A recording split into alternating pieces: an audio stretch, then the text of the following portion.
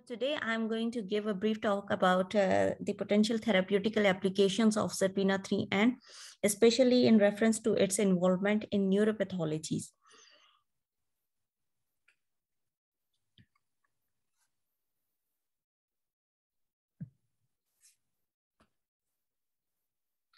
So what is SERPINA3N actually? SERPINA3N is a 55 kilodalton secretory protein derived from murine, or mouse, and it is a serine protease inhibitor which is encoded by 14 genes, which is a cluster of genes in mice, especially expressed in brain, testes, lungs, thymus, spleen, epithelial cells, and reactive astrocytes.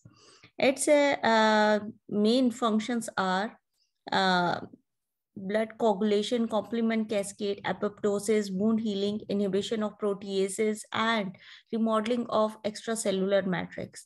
By targeting chymotrypsin, trypsin elastase, granzyme B, cathepsin gene, and MMP9.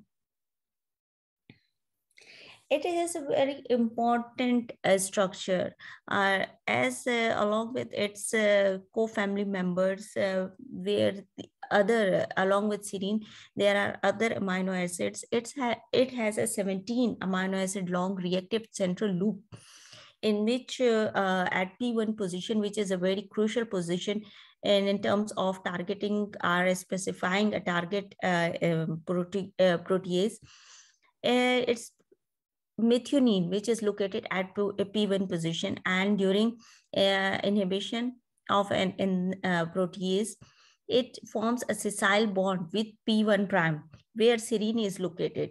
After formation of this sessile bond, it non-covalently binds with the target protease and inhibits it in a suicide manner. So when it was identified, it was actually 2006 where its discovery was done accidentally when some researchers were working on SP16 with some other intentions. But they have found that that there is something in the culture of cellulite cells which was inhibiting granzyme B activity. So after digging out the different factors and considering the different mechanisms, they have found that it was SERPINA3N, which was actually in the extracellular environment of cultured cellulite cells. And when granzyme B was incubated for 2 hours with the cultured cellulite cells, it forms a non-covalent complex with the granzyme B by inhibiting its activity. And as you can see that when they have done the immunoblotting with the SP16, which is the traditional inhibitor of granzyme B, there was nothing present there. But when that immunoblot was reprobed with the granzyme B antibody, they have found a strange or unique complex located at about approximately 90 plus kilodalton weight. So they have found that it is SERPINA3N, which is actually forming a non-covalent complex with the granzyme B and inhibiting it completely. Now we can give a brief review on its involvement in neuropathologies. By analyzing the reactive astrogliosis, they have found that it is found among the top 10 genes, which is highly expressed in reactive by the reactive astrocytes on during the traumatic and non-traumatic injuries. After middle cerebral artery occlusion, they have found that the expression of SERPINA3N was increased about 9%, and upon LPS injury induction, the expression was escalated to about 31-fold. As you can see that overlaid images of reactive astrocytes with SERPINA3N that both. And here I would like to mention another gene which is highly expressed by the reactive astrocytes was LNC2. And both of these proteins were actually proposed as a markers to be used for the reactive astrocytes in future. But later studies have revealed that LCN expression, LNC2 expression was quite for a short span of time. So that's why it was dropped, and they have chosen SERPINA3N, which expression was quite for a long time of for about 7 days. So they have taken it to be and propose it as a potential biomarker to be used for the reactive astrogliosis in future. In situ hybridization have also marked that the expression of LCN2 in both traumatic and non-traumatic injuries. The expression of SERPINA3 and LNC2 were quite high at day 1 by the reactive astrocytes.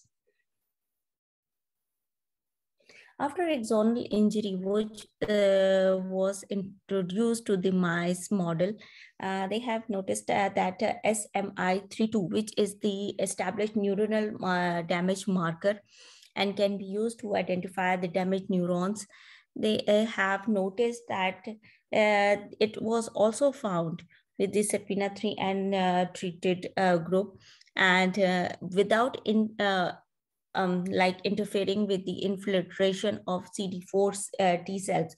CD4 T cells main function is when they have when there is some neural injury or some kind of problem, CD4 T cells are recruited to the lesion area, where they have their function is to release some kind of like chemical agents to cope up with that injury or to cope up with that infection, and also stimulate the monocytes and macrophages to engulf like to combat that infection and reduce the damage as much as possible.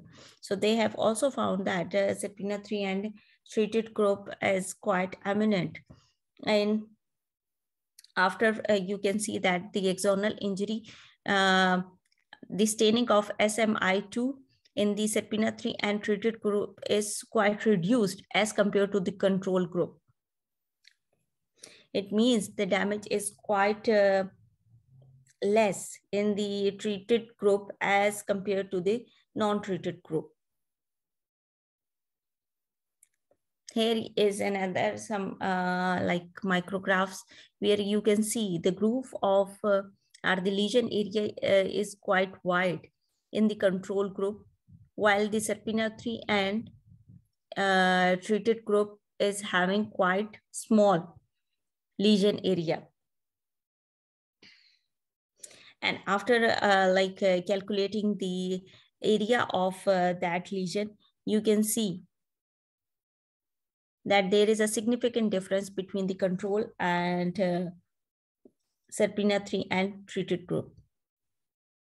SERPINA3 and is also involved in reducing neuropathic pain, which is promoted by leukocyte elastase. Actually, they have induced a sparse nerve injury to study this model and to study this phenomenon. They have found that SERPINA3 and expression was quite increased at day 1 and day 3, but declined at day 7, which is quite already known thing to the researchers, that its expression is sustained for about 7 days.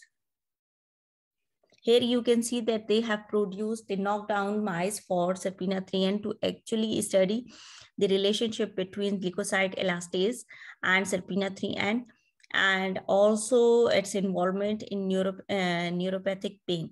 So you can see that in that spectrum, the activities goes from less to high, and in the healthy control you can see that the activity is of the leukocyte elastase is quite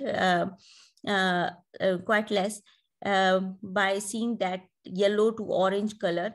But in knockdown mice where the SERPINA3 gene has been silenced, in transgenic mice, the activity of leukocyte elastase is quite prominent and profound to be seen. While in SERPINA3 and normal mice, the activity is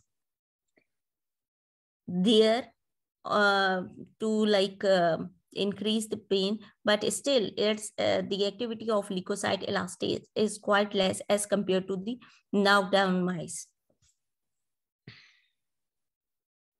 At day 7,